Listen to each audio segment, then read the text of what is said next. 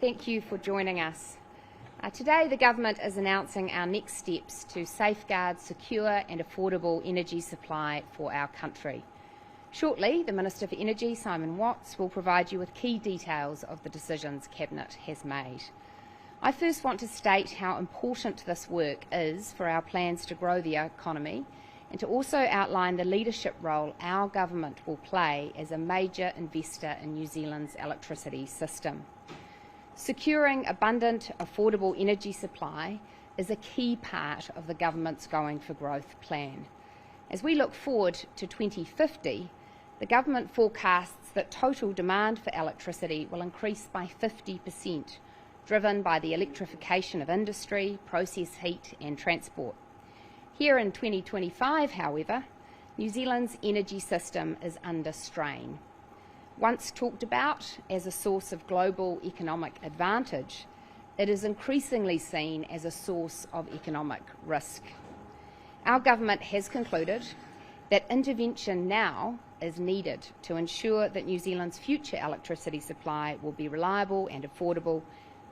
This will give existing businesses the confidence they need to invest, grow and sustain Kiwi jobs, and is needed to ensure we remain attractive to the new investors and industries that could make Kiwis wealthier in future. The Government has had three goals front of mind as we've developed our measured and meaningful package of energy market interventions. Number one, enhancing energy security, giving all energy users confidence that New Zealand can generate enough electricity to meet growing energy demands, no matter the weather. 2, reducing upward pressure on electricity and gas prices for businesses and households alike. And 3, restoring investor confidence in our energy market to ensure firms are confident about investing in the fuel and energy generation sources New Zealand needs for a prosperous future. Right now, two key risks stand in the way of achieving those things. First, rapidly declining domestic gas supply is creating fuel shortages. And second, the electricity market has not been delivering enough investment in the firming generation needed to back up the renewable generation we largely rely on. New Zealand should be proud of our largely renewable and highly sustainable electricity system that harnesses water, wind, solar and geothermal reserves and converts them into energy supply. Even so, with all the will in the world, we still need and will continue to need reliable, affordable backup for when the lakes are low, the sun's not shining and the wind's not blowing. That's where coal, gas and firming generation come in. There is no use being in denial about it. We cannot control the weather. The Government has responsibility for addressing this emerging challenge, not just as a regulator, but also as the majority shareholder of three of New Zealand's major electricity gentailers, Genesis, Mercury and Meridian. The Government is the largest investor in New Zealand's generation system. The independent review we commissioned highlighted that these majority government-owned companies may have in the past been prevented from investments in larger generation projects because of a perception that the Crown would not provide capital funding or equity injections to support them. To take you through the logic, if those companies were to make a major investment in new generation, they would in some cases, certainly not all, but they would in some cases need to raise additional equity to support it. The Crown has a legally mandated 51% stake in these companies, and the Government is committed to maintaining it. This is confirmed in law and in our coalition agreements. In effect, this means that supporting a major equity raise proposed by a mixed ownership model company without diluting our shareholding would require us to make an additional Crown investment in the company. The independent report we commissioned concluded that the perception has been that the Crown just wouldn't consider an investment of that sort. That in turn has reduced the willingness of major energy companies to raise capital and invest in large-scale projects, and instead they have pursued more incremental project development. Well, our government wants to see energy companies confidently investing in the generation assets needed to deliver energy security and affordability for New Zealand's future. It is simply critical to our growth. And we want to do this while also maintaining the Crown's majority share in those companies. So today we are announcing that we are willing to use taxpayer funds to support our goals of ensuring secure, affordable electricity supply. We will put our money where our mouth is on energy security and make clear that we are prepared to support capital funding requests for commercially rational generation investments that support energy security. Together with Minister Simeon Brown, I met with the chairs of Genesis, Mercury and Meridian last night after market close and have followed up in writing to make the Crown's expectations clear.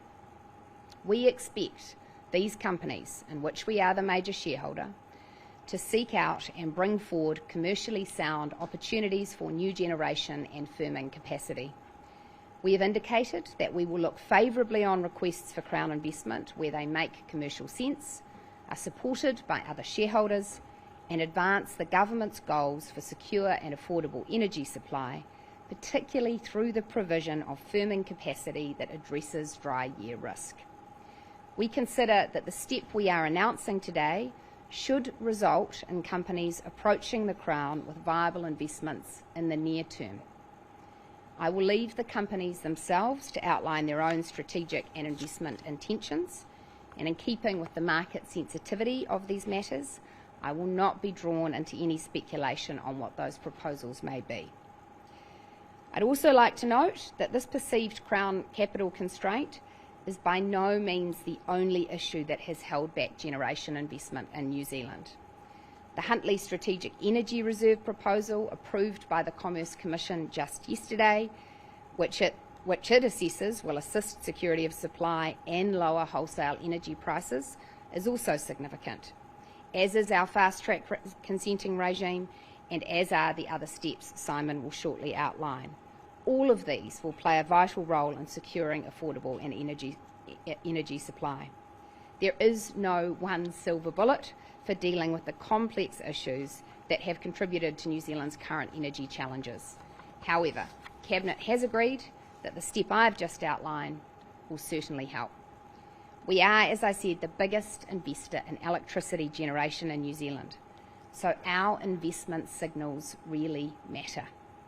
Suffice to say, we consider that today's announcement of the Crown's investment expectations will bring forward opportunities for new generation and firming capacity, and we are committed to assessing these proposals on their merits if and when they arise.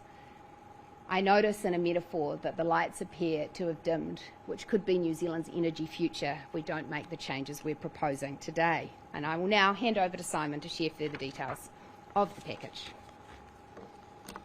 Well, thank you very much, Minister Willis, and it's a pleasure to be here today to share the government's energy package to secure the future of New Zealand's energy system.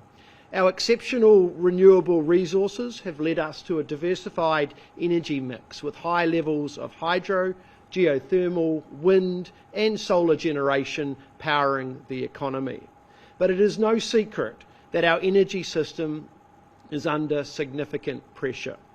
New Zealand is on the cusp of a renewable electricity boom, thanks to the work that we have undertaken to knock down barriers for growth and for investment. New Zealand has a strong pipeline of renewable energy generation in place. By early 2030, more than 95% of our electricity will come from cheap, clean, renewable sources. This is key to bringing down electricity prices over time, and New Zealand is open for business when it comes to new investment in energy generation. If we can bring down the wholesale electricity price by just 2% a year, New Zealand's economy could be over $3 billion bigger than it otherwise would be in just 10 years.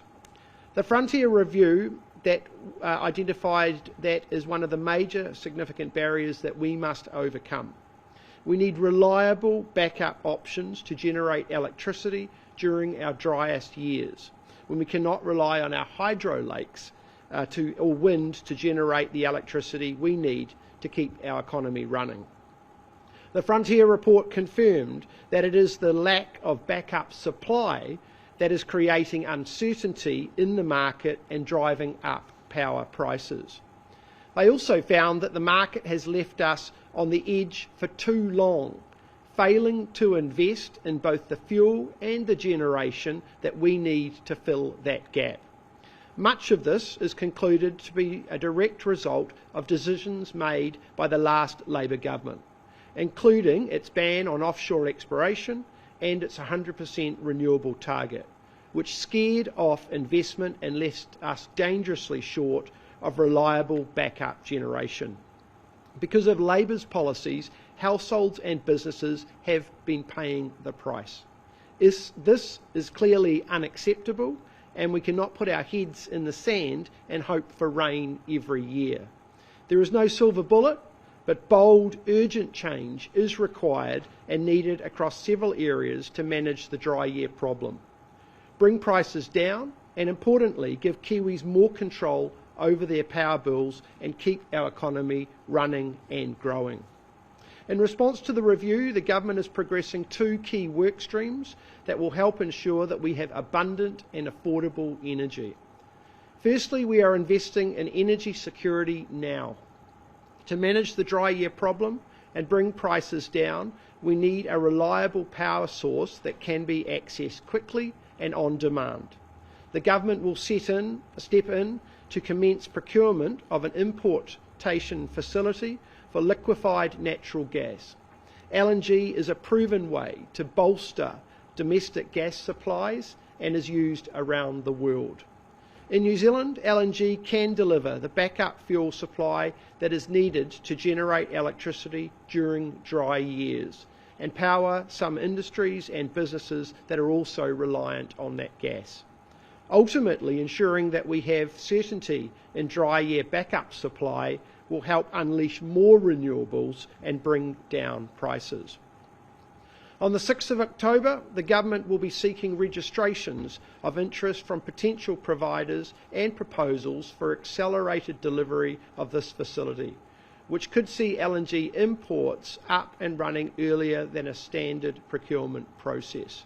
In December, Cabinet will determine the best way forward, including confirming if LNG is the most appropriate additional source of fuel for New Zealand.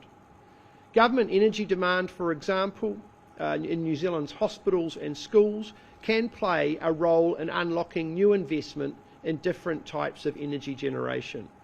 Officials will also be issuing a request for information to identify how the government can best partner with industry to stimulate new generation solutions that can be built. This will not only meet the government's energy demand requirements, but also increase New Zealand's total energy supply as a result. All of this work is underpinned by the progress we have already made to supercharge renewable energy through Electrify New Zealand. Secondly, we are building much better markets for the future. In a large part, the market-based approach has worked for New Zealand. However, we know that the market can function better. New Zealanders deserve to have confidence that the problems in the energy system and the problems that the energy system is facing will not re-emerge. To do this, we need to impose stronger safeguards to make sure that the electricity markets deliver better outcomes for consumers. Over the coming months, we will be progressing a package of work to strengthen the Electricity Authority. The electricity market needs to be backed by a powerful regulator, and that regulator will be given the authority to ensure that it achieves that outcome. And this will be aligned to the powers that the Commerce Commission hold. This is to ensure that the market delivers reliable and affordable electricity for Kiwis. Going forward, I will also be instructing Transpower, the electricity system operator, to take a more thorough and sophisticated approach to monitoring energy security risks so that the market does not get caught out by gaps in supply. We are stepping in now with LNG infrastructure procurement to ensure our existing power stations have enough fuel to run. But ultimately, the power companies themselves need to deliver security of supply. We will put in place rules that drive the sector to deliver the backup supply that they need and we need, meaning that we won't end up back in a place where energy insecurity is driving high power prices. Reporting on the gas supply and the demand will be made more timely and ensure that the market can adapt to the changing conditions. Clear, accessible information on gas supply and demand will support more efficient investment, enhance competition and give the market confidence to manage that risk effectively.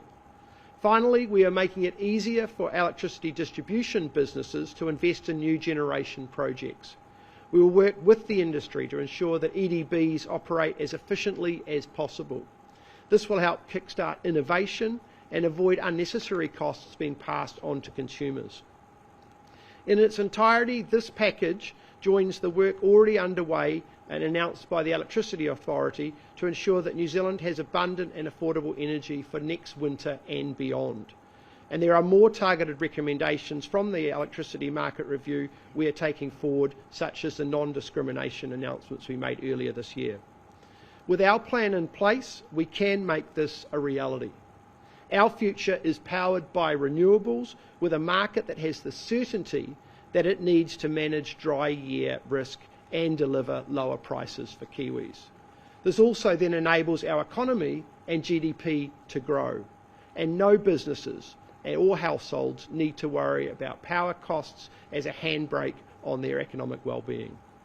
With that, I will welcome questions. We've had a months-long review. Kiwis are struggling with their power bills. Businesses are closing. Today you're announcing that you're simply writing into the gentailers, restating your current position, you're asking for more information, and you're launching a procurement process with zero details. Is this bold action to avoid a potential crisis? Look, the reality of the problem that we face in this country is we have a shortage of fuel, we have a shortage of generation, and we have a sovereign risk issue. The package of announcements announced today cover all of those aspects and provide solutions to those problems. In its entirety, this package is significant and does deal with the underlying problem that has been identified in the review, which is that we do not have appropriate cover for dry year effects, and we need to ensure that we have reliable and resilient cover for that period of time. This package of announcements will deliver upon that, and we're confident is in a combination of all those factors it will do what it needs to do.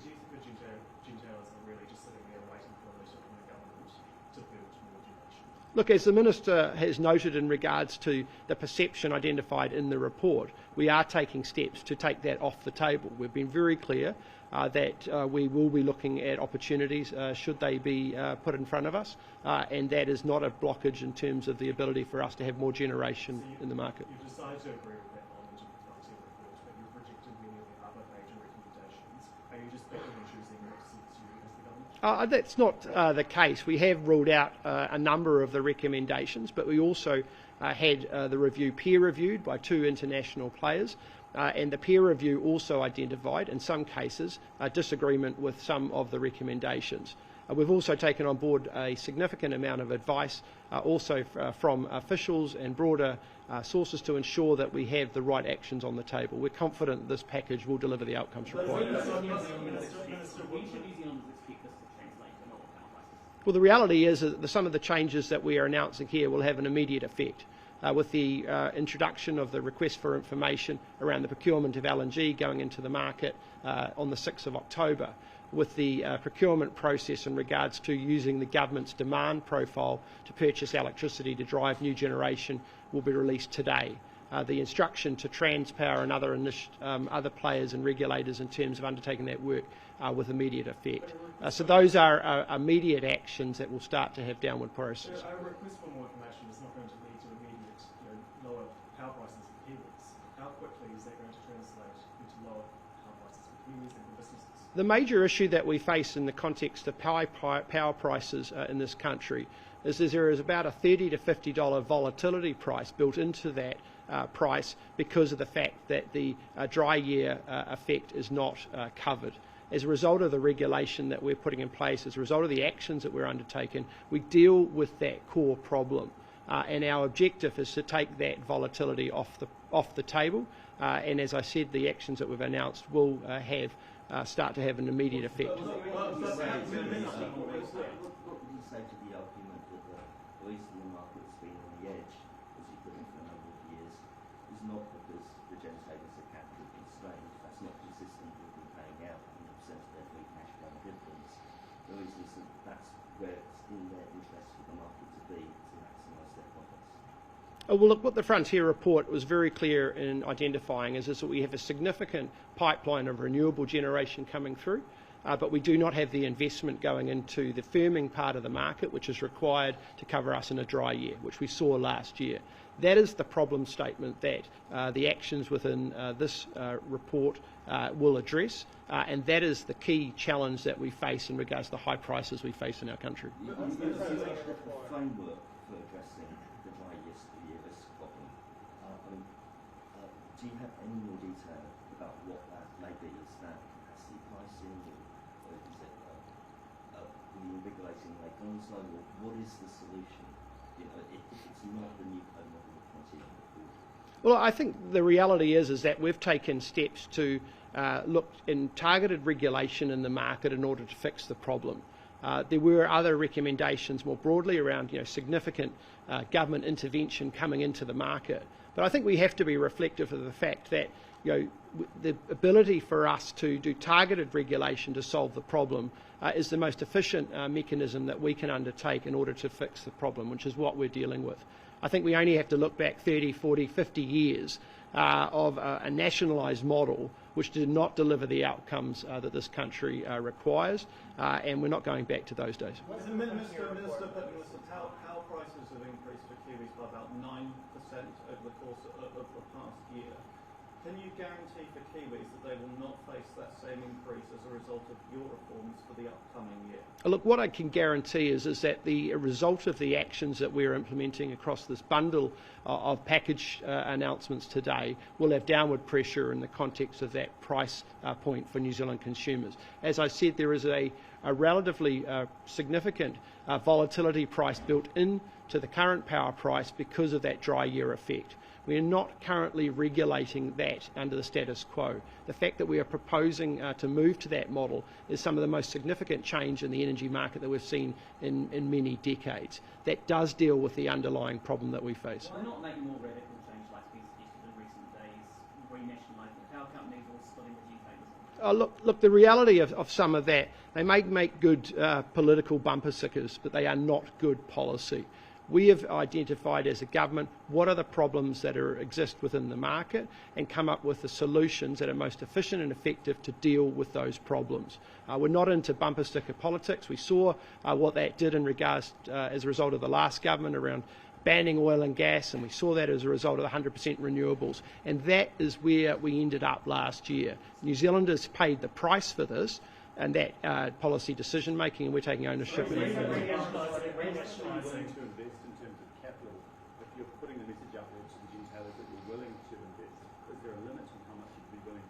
I'll let Minister Willis go for that.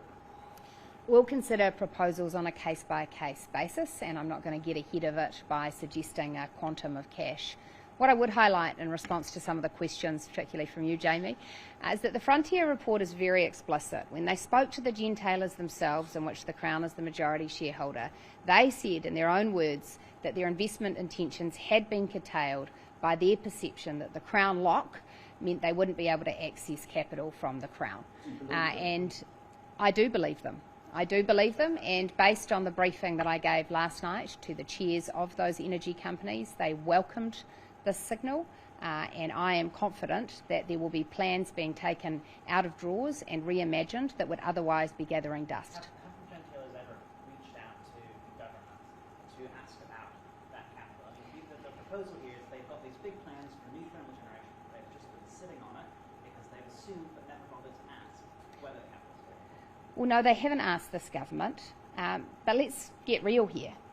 How realistic do you think it would have been for one of those major companies to go to Megan Woods or Grant Robertson and say, can we have some cash to build a coal plant? That's what we're talking about. They didn't do it for either of you over the past 18 months either, though. That's right, and what the Frontier report investigated was why is that?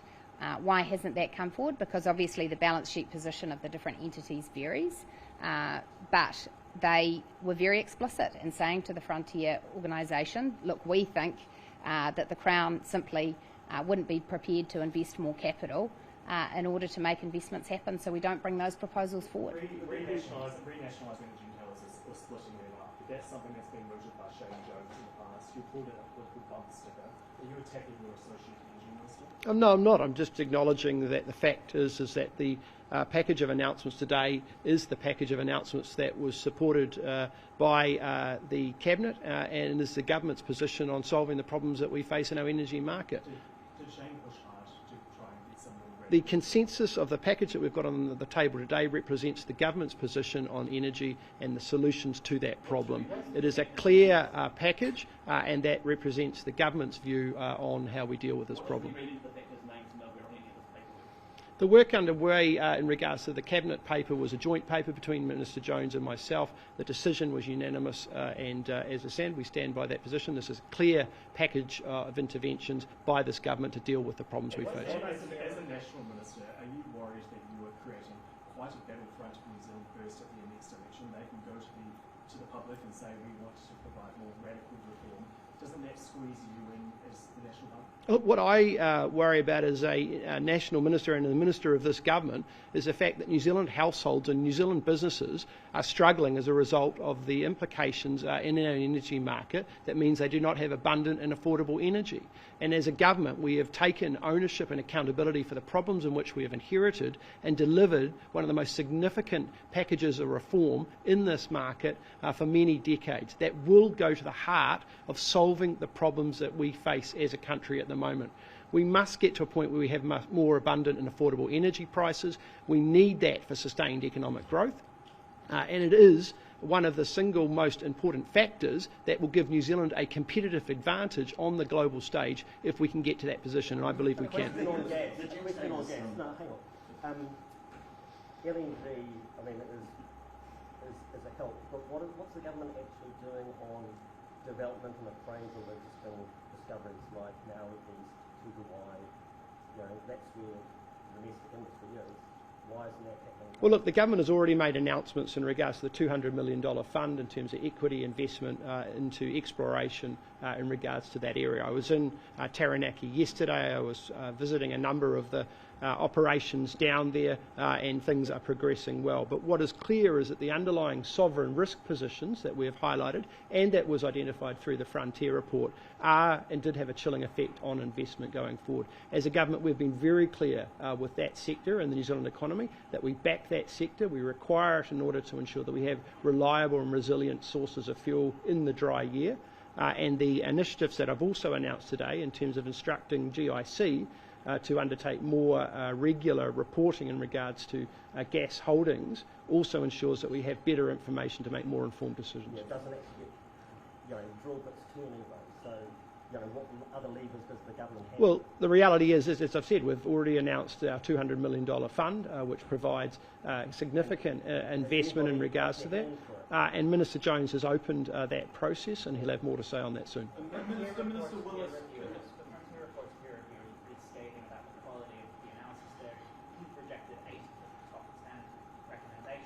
Basically, what you've taken out of it is that New Zealand isn't building thermal generation, and that there are dry years, which all behind you says very clearly since 1992. Was it a waste of time to commission Frontier to do this big report and then ignore it? Well, it's absolutely not a waste of time, and New Zealand households and New Zealand businesses need to be confident that we've got a package underway that deals with the core underlying problems that we face, which is not having abundant or affordable energy.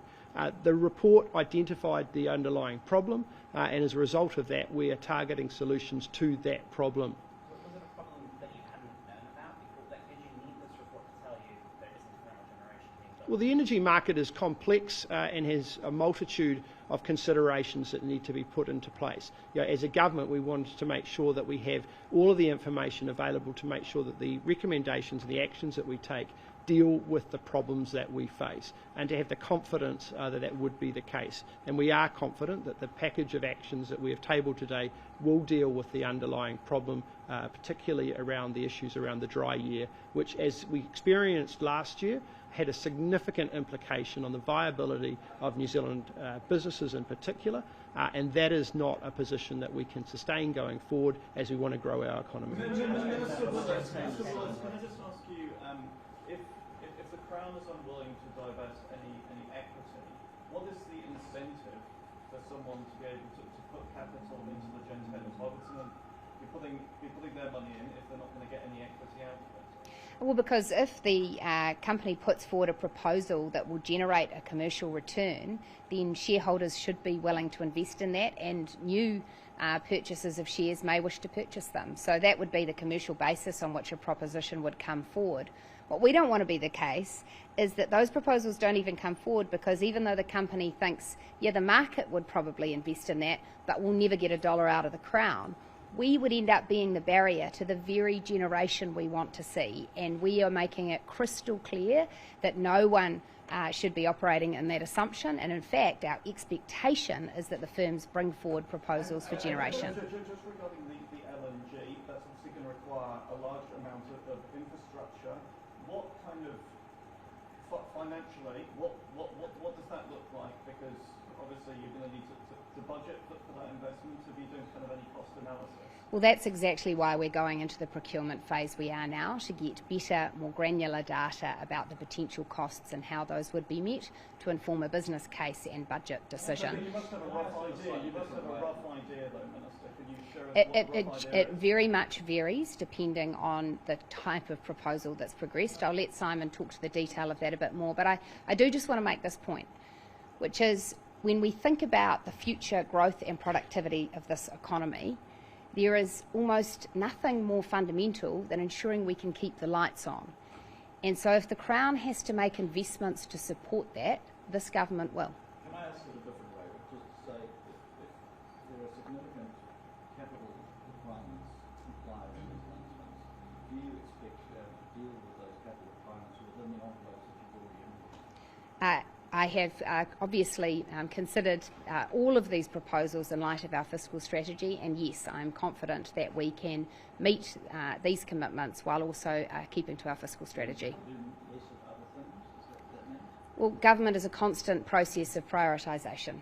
We're making it clear today that investments that ensure secure and affordable energy supply will be a high part of our priority. The retailers don't come to you and provide projects that are going to create generation, let's say before next year's election. Will you privatise them?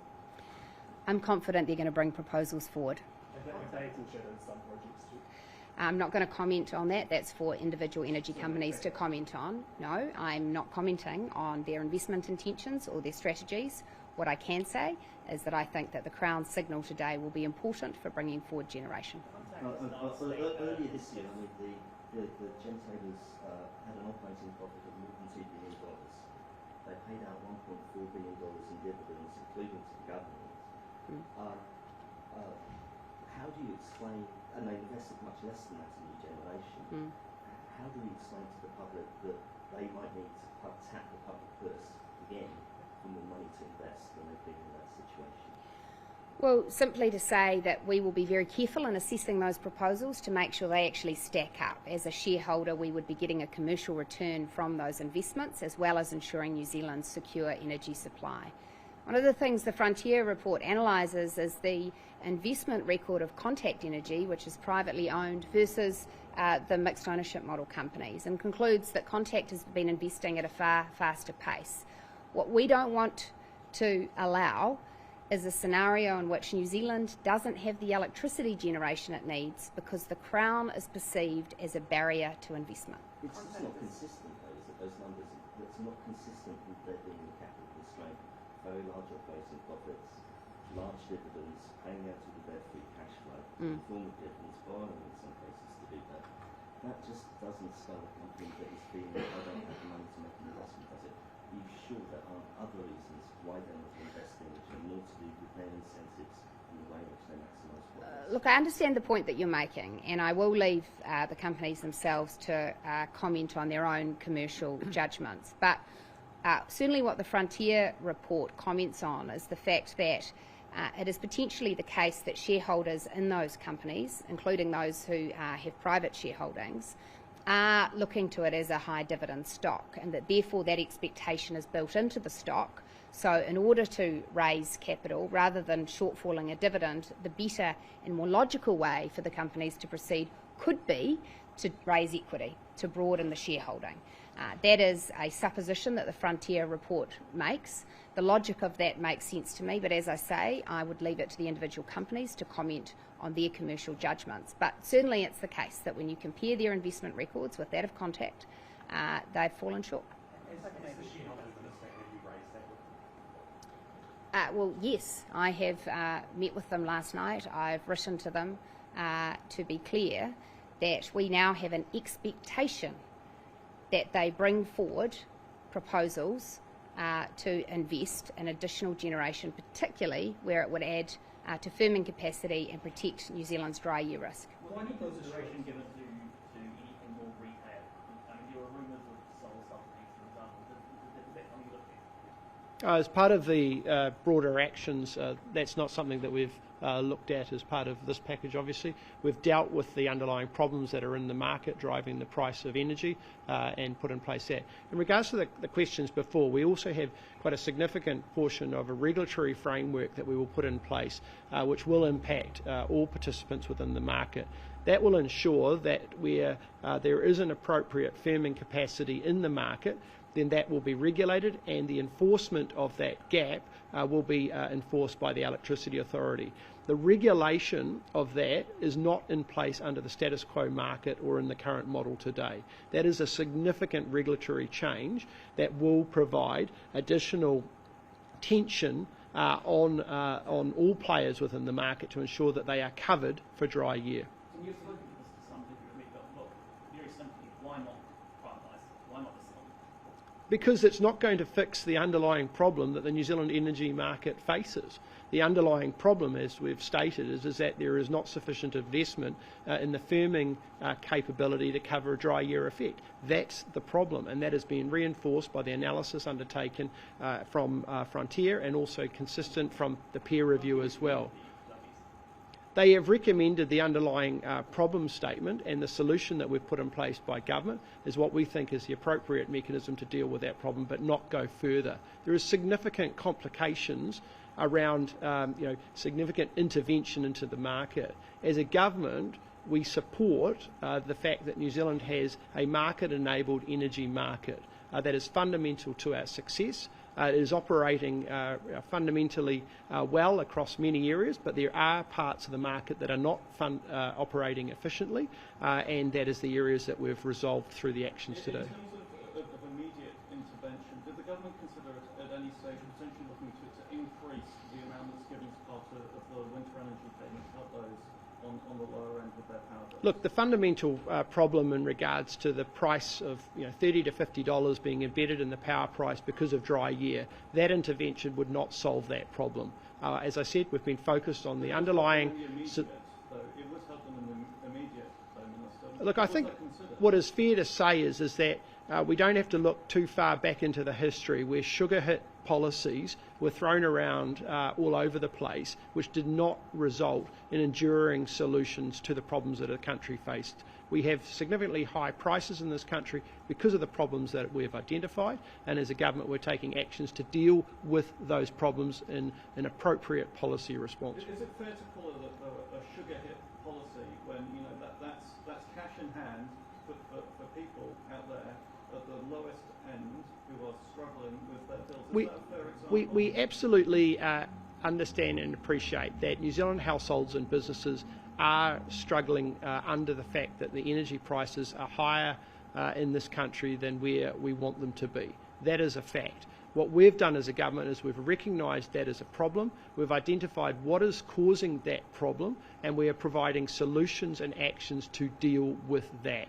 That is an enduring response to an energy market problem that in effect is critically important for our sustained economic growth as we move forward.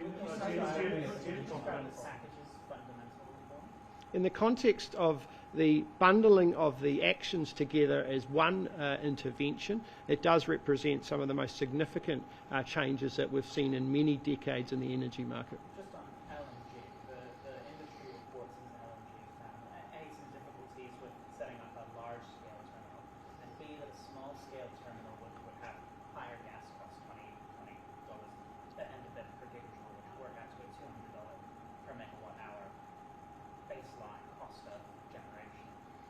Is that really going to lower prices? Look, the reality is we've announced we're going to go to the market and request information in regards to what proposals and propositions the market believe are appropriate and feasible for us to be able to deliver it in New Zealand.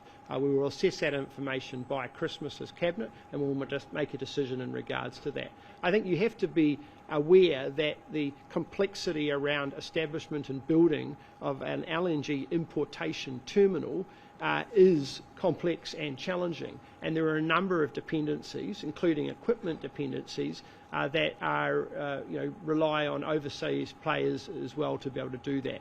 We're going to take on board all of that information. We're going to ask the market for their feedback around what they see as feasible, and then as a Cabinet we will consider and review that and make a decision. You're making some changes to the EA. Can you just elaborate on those, and do you still have confidence in the leadership of the RNZ? In the way in which we've announced the changes, we're looking to strengthen significantly the powers that the EA have, and in effect align the powers more closely with the Commerce Commission.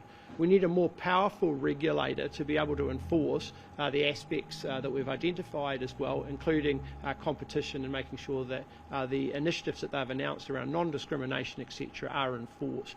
That will also have an enforcement framework that we'll be working through with the EA, and also a number of other interventions that we've identified. This is really, really important because New Zealand consumers need a powerful regulator with sharp teeth to be able to deal and ensure that they are getting a fair deal from the other players in the market.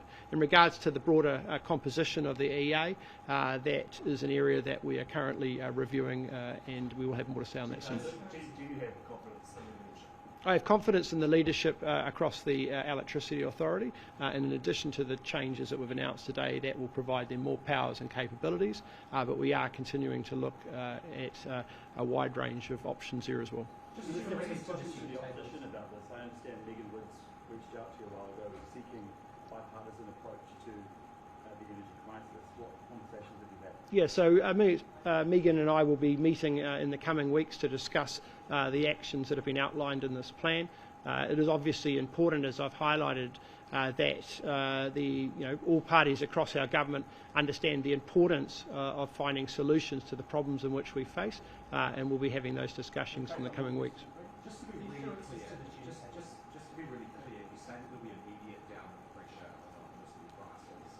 Are you saying that Kiwis' bills will come down in the short term? What I've been clear about is that the interventions and actions that we've announced today, some of those will have an immediate effect. It is the reality that, as I've said, the embedded price that's in the power prices today as a result of the problems that we've identified are the areas that we need to resolve, and we will expect to see, as these interventions come into play, a downward pressure on power prices in this country. Does that mean bills will come down? It is our expectation that versus the status quo, we will have a downward pressure on prices.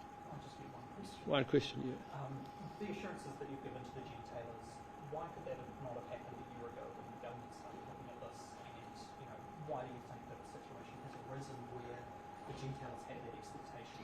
Well, the Frontier report was what made explicit to us that this was a potential constraint. So the government has been deliberating on that report, and it was clear to us that this was something we needed to respond to.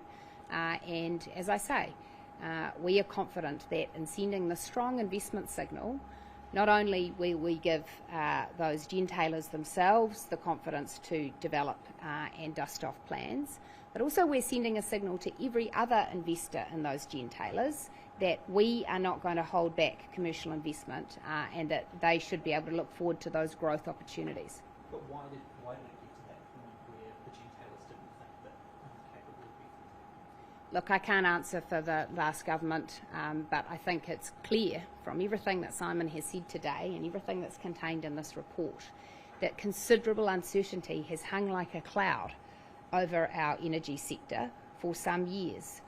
For gentailers looking to invest in firming capacity, by which we mean large hydro schemes, coal schemes, gas schemes, geothermal schemes, there have been real questions about whether the government would actually sign off on all of those investments. It had an explicit goal of 100% renewable.